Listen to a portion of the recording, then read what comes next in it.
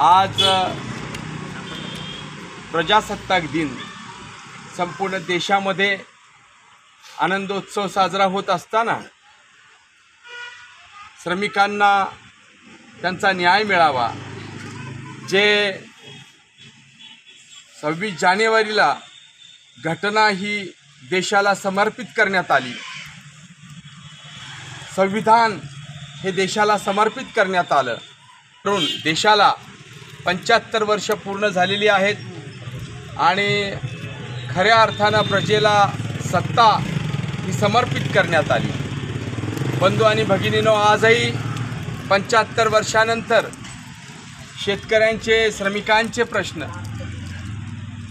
त्याचप्रमाणे व्यापाऱ्यांचे असतील, उद्योजकतातील काही मंडळींचे असतील, सर्वसामान्याला न्याय मिळवण्यासाठी झगडावं लागत आहे। यासाठी आपल्याला शिक्षणाची कास महत्त्वाची आहे, कायद्याचा अभ्यास करणं महत्त्वाचं आहे। हे करत असताना काही कायदे हे आपल्यासारखे झाले पाहिजेत, आपल्या हिताचे झाले पाहिजेत, यासाठी प्रत्येक वर्गानं आपापल्या परीनं संघटित राहणं ही काळाची गरज आहे।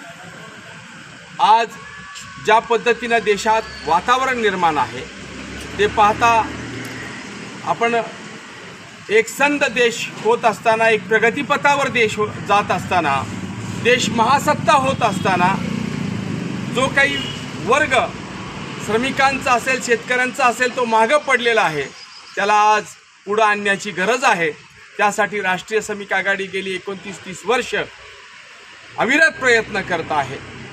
आजही देशामध्ये जे वातावरण निर्माण श्रमिकांसाठी व्हायला पाहिजे त्यासाठी होत नाही आहे, ही खंत आहे।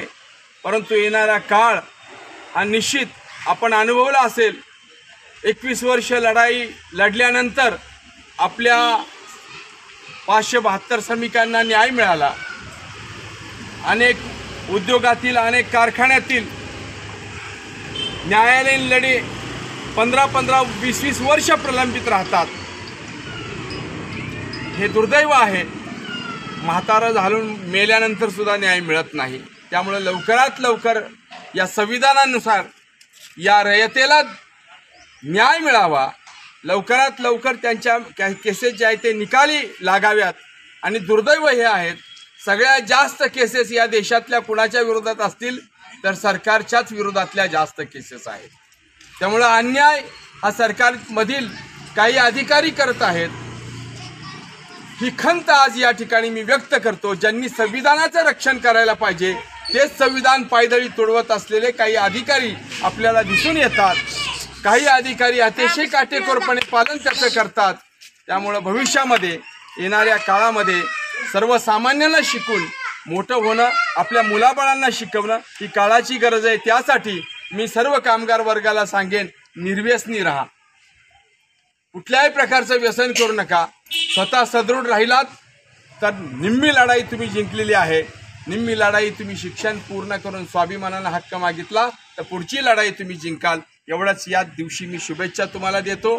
सदैव तुम्ही विजयी होत राहा, हा देश अखंड राहो, हा देश सदैव स्वतंत्र राहो, लोकशाही या देशातली अबाधित राहो, ही ईश्वरचरणी प्रार्थना करतो। आज डॉक्टरांना गुलामगिरीगत वागणूक देत होते, तरी त्यामध्ये भाऊंनी जे चळवळी जी हाती घेतली, चळवळ घेऊन त्या गुलामगिरीतनं आपल्याला बऱ्याच जणांना मुक्त केलंय, बऱ्याच जणांना त्रास देत आहात, पण भाऊंनी एक चळवळ हाती घेतली। तसेच भाऊ सुद्धा आपल्यासाठी खूप मोठे एक थोर व्यक्तिमत्व आहेत आणि भाऊंबद्दलच मी 2 शब्द बोलतो। भाऊंचा जो रुतबा आहे आणि जो पेशाव आहे, जो आज रुबाब पडतो भाऊंचा प्रत्येक ठिकाणी, तो आम्हाला खरंच मनापासून भावलेला आहे। आणि आजपर्यंत आम्हाला प्रत्येक जणांना, म्हणजे आम्हा सर्वांना, भारत देश स्वतंत्र झाला, भरपूर दिवस झालं, पण पारतंत्र्यासारखं वागणूक देतात बऱ्याच ठिकाणी।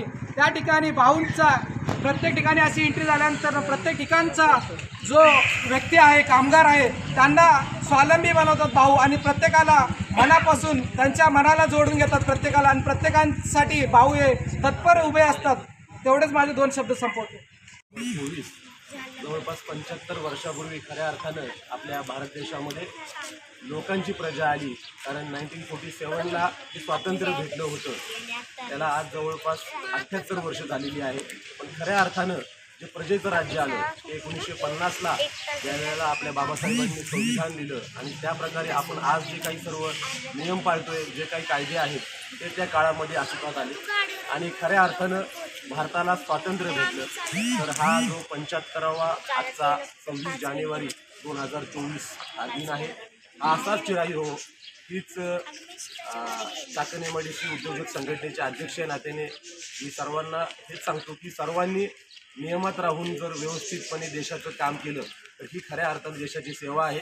आपण बॉर्डरवर जाऊ शकत नाही सर्वजण, पण आपण नियमितपणे टॅक्स भरू शकतो, आपण सर्व नियम पाळू शकतो आणि हीच खऱ्या अर्थाने ही आपल्या देशाला एक दिलेली देणगी असेल. धन्यवाद.